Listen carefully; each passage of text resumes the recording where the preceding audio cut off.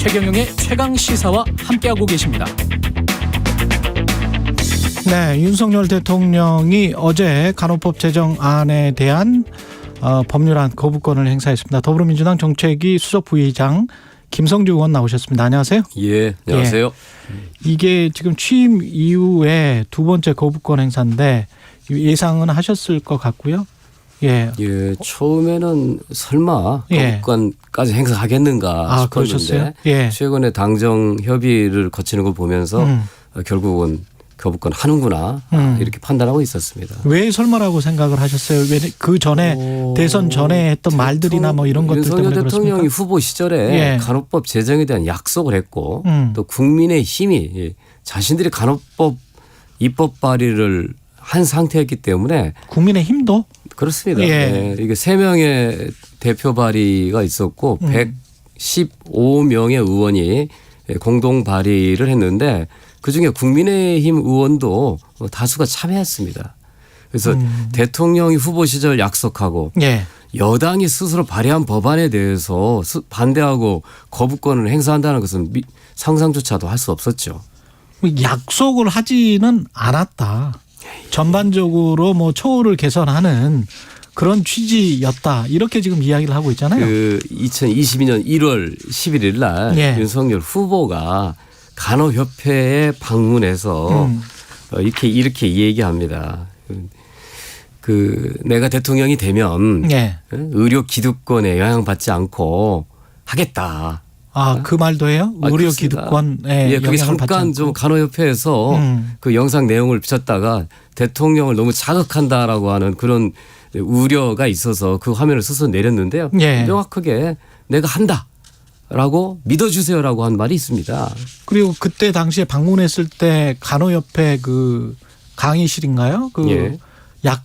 악수를 했던 그 장면 뒤에를 보니까 간호법 제정과 관련해서 플랜카드가 걸려져 그렇습니다. 있었죠. 예. 근데 이제 간호협회는 그거를 약속으로 지금 받아들인 것이고. 당연하죠. 예. 근데 이제 대통령실이나 정부는 후보뿐만 아니라 공약집이나 이런 국정과제에 빠져 있다.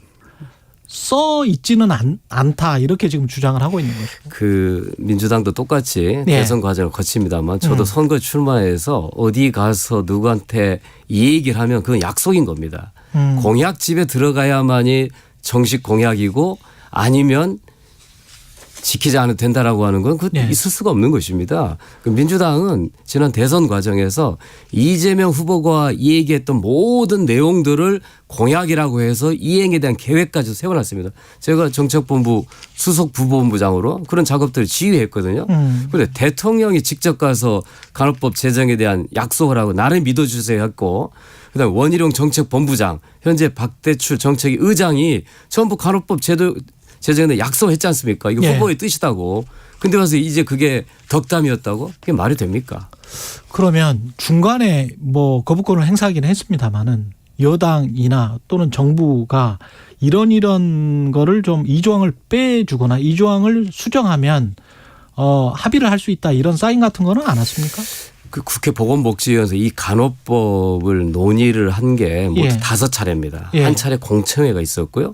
다 몇 시간씩 치열한 토론과 논쟁, 반론들을 거쳐서 수정안에 합의한 거예요. 여야가 같이. 그때도 의료법에 그대로 두는 게 낫겠다고 하는 주장도 있었고요. 예. 간호법이 아니라 간호사법 또는 처우 개선법이라고 하는 주장도 있었지만 그렇다고 하면 이 간호법을 제정하려고 했던 입법 취지 이런 부분들이 살 수 없다고 해서 여야 간의 논의 과정 속에서 다 정리한 것입니다. 근데 이거를 법안이 국회를 통과하고 난 다음에 이거를 간호사 처우 개선법을 바꾸자 그걸 또 이제 반대하니까 그러면 간호법이 아니라 간호사법으로 하자라고 주장하는 것 자체가 자신들이 발의하고 자신들이 논의에 참여해서 합의한 내용을 스스로 파기한 거죠. 이게 코미디지 이게 사기죠. 코미디고 사기다. 조규용 보건복지부 장관은 이렇게 이야기를 해요. 국가가 책임지고 간호사 처우를 개선하겠다. 간호사 처우를 개선하겠다면서 간호법을 거부를 해요? 네, 간호법을 제정은 못했으니 뭐 개선하겠다. 근데 개선할 수 있는 방법이 있을까요? 윤석열 정부 출범하고 1년 동안 그럼 간호사 처우 개선해서 뭘 했습니까? 이제 간호법을 거부하려고 하는 네. 명분을 세우기 위해서 처우 개선할 테니 간호법 하지 말아라? 그게 말이 됩니까? 근데 정부에서 이야기하는 인력 확충이랄지 뭐 이런 것들이 제가 상식적으로 좀 여쭤볼게요. 그러면 병의원이 다 민간이잖아요. 거의다가. 그렇습니다. 예. 국립의료원은 거의 없잖아요. 그러면 인력 확충을 하려고 하면 병의원에게 강제할 수는 없는 거 아니에요. 민간인데. 그렇죠. 그럼 정부가 어떻게 간호사 처우를 개선할 수 있어요? 그러니까 병원 입장에서는 예. 의사 적게 쓰고 간호사 적게 써야 돈이 벌리겠죠. 그렇죠. 그렇죠. 그러면 예. 그 병원들이 의료기관들이 충분한 수익을 날 수 있도록 정부가 건강보험을 통해서 지원하든지 예. 정부 재정 지원해야 되는데 그런 내용 없이 그런 내용이 없습니까? 없어. 어디에 그런 내용이 있나요? 그냥 간호사 1인당 환자 5명이라고 말했지. 그러려면 간호사를 엄청나게 많이 채용을 해야 할 텐데 예. 뭐 그거에 대한 계획과 목표가 없지 않습니까? 그냥 간호계를 달래기 위한 그러니까 거부권 행사의 명분을 갖기 위한 속임수일 뿐이죠. 그 법 조항에 법안에 지역사회 간호, 예. 뭐 돌봄센터 이게 어떤 대통령 뭐 탈의료기관화 그게 이제 같은 맥락인 것 같은데 그래서 간호사들이 만드는 의원은 아니지만 좀 의원 같은 뭐 이런 것들이 생길 수 있고 이게 가장 큰 첨예한 거 아니냐. 그래서 이거를 뭘 조정할 수 있는 건 아니에요? 민주당이 예. 간호법을 만들어야겠다고 결심하게 된 배경은 예. 이것이 간호사를 위한 법이거나 간호사 처우 개선법이라고 하면 우리가 이렇게 직접 제정에 나서지 않았을 것입니다. 예. 가장 중요한 것이 현재 환자는 병원 안에도 있지만 병원 밖에 있습니다. 더 많은 환자가 있습니다. 근데 현재 의료법은 병원 안에 있는 환자에 대한 행위만 규제하게 돼 있어요. 예. 병원 안에서 근무하는 의사, 간호사, 의료기사들에 대한 업무 역할에 대해서 규정하고 있습니다. 그런데 환자는 병원 밖에도 있지 않습니까? 그렇죠. 거동이 불편해서 병원에 올 수 없는 노인들, 장애인들, 병원 밖 환자들이거든요. 현재 이 병원 밖 환자에 대해서 현재 의료법이 할 수 있는 게 없습니다. 현재 방문 간호 제도가 있지만 간호사가 집에 가서 할 수 있는 일은 혈압 재고 체온 재는 것밖에 없습니다. 주사를 놓거나 혈액을 채척할 수가 없어요. 왜냐하면 그게 다 의료법 위반이기 때문에요. 그래서 우리가 간호법 제정을 통해서 의사의 지도라고 하는 거는 그대로 인정하되 간호사가 의사가 안 가는 집에 가서 환자들 돌볼 수 있는 길을 열어주자는 거예요. 이것이 그야말로 국민 건강을 위한 법인데 윤석열 대통령 거꾸로 간호법이 국민 건강을 침해한다고 하는 말도 안 되는 얘기를 하면서 간호법을 거부한 거죠. 오히려 의료 소비자들 프렌들리한 법이 간호법이다 이렇게 말씀하시는 거네요. 왜 치료를 받기 위해서 간호를 받기 위해서 돌봄을 받기 위해서 왜 병원에만 가야 됩니까? 병원을 경영하는 입장에서는 환자가 병원에 와야 돈이 되겠죠. 그렇겠습니다. 그러나 환자는 병원에 갈 수 없는 사정도 있고 병원이 아닌 재택 치료나 의료 간호 서비스 받기를 원하는 거잖아요. 그것이 의료법이 가로막고 있기 때문에 그러면 이걸 허용하려면 의료법을 고치든지. 근데 이게 어렵습니다. 왜? 의사단체들이 반대하기 때문이죠. 병원협회가 반대하죠. 그래서 우리가 간호법을 통해서 국민들이 병원 밖 의료 서비스와 간호 서비스를 잘 받도록 하기 위해서 지역사회라는 조항을 넣는데 그걸 빼자고 하는 거는 결국은 의료 기득권의 손을 윤석열 대통령이 들어준 것이죠. 그렇군요. 근데 의료법 개정안과 관련해서 거부권 행사를 안 했죠. 그럼 이제 명분이 없었기 때문이죠. 근데 그럼에도 불구하고 조경 복지부 장관은 금고 이상의 형을 선고받은 경우에 면허 취소 사유 의사 이건 과도하다는 여론이 있기 때문에 법 개정을 또 시사하기도 했단 말이죠. 그 여론은 의사단체 말고는 없습니다. 없다. 아마 윤석열 대통령이 거기까지 거부권을 행사하고 싶었는데 그런 명분이 없고 국민들이 반발이 클 거기 때문에 복지부 장관에게 지시했겠죠.